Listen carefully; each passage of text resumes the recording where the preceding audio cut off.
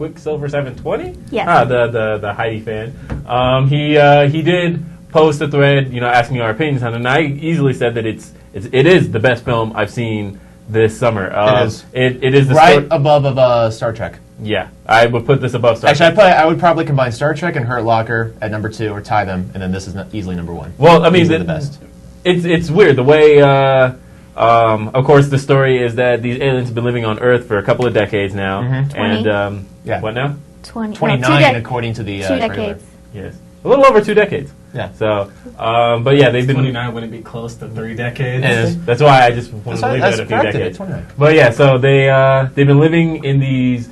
In a shanty town, basically. Yeah. Just a bunch of shacks. Slums. Started Yeah. off as like a The ghetto. Red Cross refugee camp, which Yeah, in Johannesburg. 30 years later, now it's just a slum where Yeah. not only aliens are living, but like a Nigerian gang is living, and humans are living in there as well. And basically, the whole story it's a big metaphor for apartheid in South Africa, which is why it got panned early on as, is this movie very racist? Which I don't think it's racist at all. Yeah. Oh no. The weird part was as I'm walking out of the theater, and this was funny to me. As I'm walking out of the theater, these 2 janitors who happen to be black stop me, and they're like, "So what'd you think of that movie?" And I'm like, "I liked it. That was really good." And they're like, "Really? You like that? You don't like?" They're like, and he put his arm on my shoulder. He's like, "You don't like the way that depicted?" He's like, "You didn't hate the way that depicted our people." And I'm like, See, okay, "Look, dude. There's a lot of stuff in the world to get offended by." Exactly. A movie like District 9, which at its core, I mean, yeah, it was a metaphor for a lot of things, but at its core, it was really an aliens versus humans movie at its core. And it's an action movie at its core. And there are far bigger things to get offended by. If we want to look on that District 9. tangent, this is what it comes down to, and I hope I don't get in trouble for this. Oh, no. Basically, You have to preface it with that. All the humans.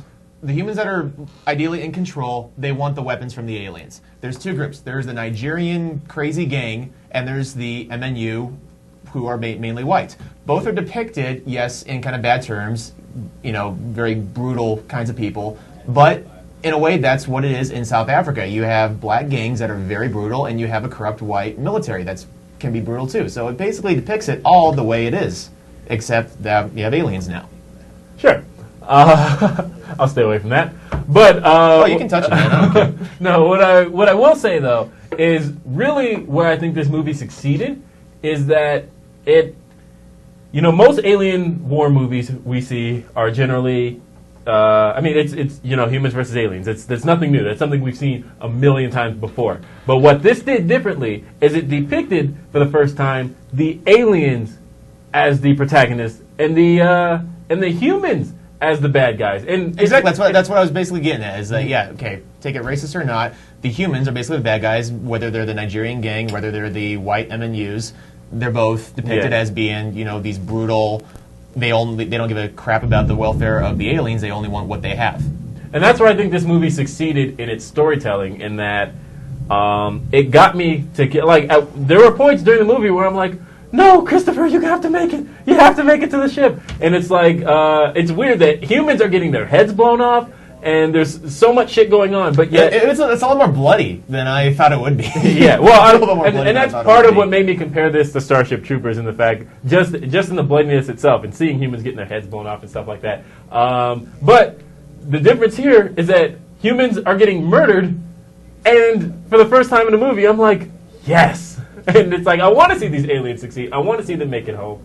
And that to me took a lot. It honestly makes the aliens the humanitarian part of the movie, and the humans are the villains. Yeah, and that takes a lot of work because in order it's to honestly do that, when I was seeing it, it really made me compare it to 28 Days Later at the climactic scene in the compound where basically the zombies, or whatever they are, you can help me with the correct terminology.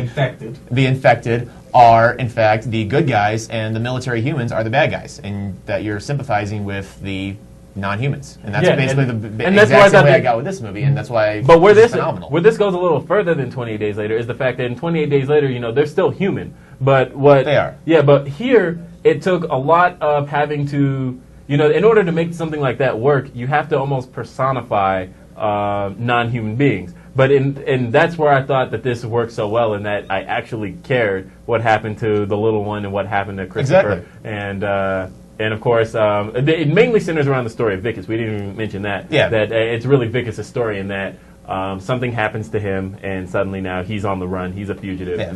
Vicus is the character who's basically in charge of.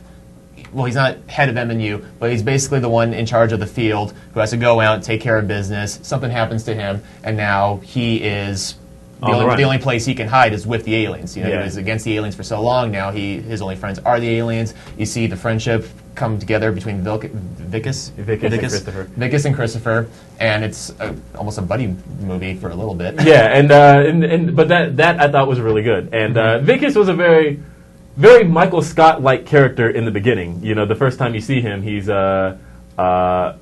such a dork. He's such a dork throughout the whole movie. He's very, very Michael Scott-like.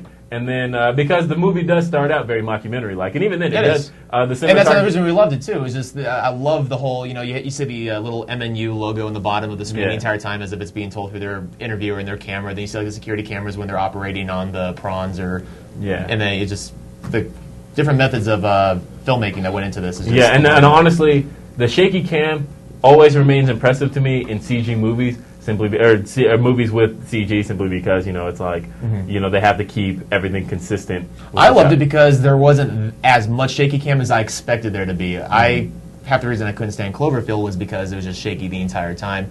Same with Erotic Witch Project. Erotic Witch Project? No. Oh wait, that's the Quarantine. That's Quarantine. Quarantine. Quarantine. Of course. That's what I was thinking you were going with, but I wasn't sure you would. It took me a second. Either way, the originality too is probably the best part of this movie. It's just so original, and that's why I loved it. It was just fantastic. Yeah, and so let's bottom line it. You first. Easy, 5 out of 5. And now correct my. I'm gonna have to. People who watched last week, I said it's hard for me to not give a 5 because basically saying a movie is perfect, but considering easily the best movie I've seen in a long time, therefore I'm gonna have to give it a 5. You know, it's funny. I'm always considered the harshest on this show when it comes to movies. For some reason, people always say that I'm harshest on movies, except when it comes to kids' movies. But when you think about it, I've given out more 5s on this show than anybody. I gave Star Trek a 5, I gave Harry Potter a 5, and I'm giving District 9 a 5 out of 5. My third 5 this year. I have liked. I mean, this movie is up there. This was the best movie I've seen this summer. I think the storytelling was phenomenal. The acting was phenomenal too. The acting was phenomenal. They're all unknown actors. Right. They're all unknown actors, and of course we've got Neil Blomkamp, who is an unknown filmmaker. unknown director. This was his first film, and Peter Jackson took a risk on the guy. And I think it really paid off. And this is one of those movies that I think, like you said, like with The Hangover, will easily make careers. Yeah, it's going to make careers, and it's going to linger in the top 10 for a long time to come. Yeah, and I think word of mouth is really going to make this movie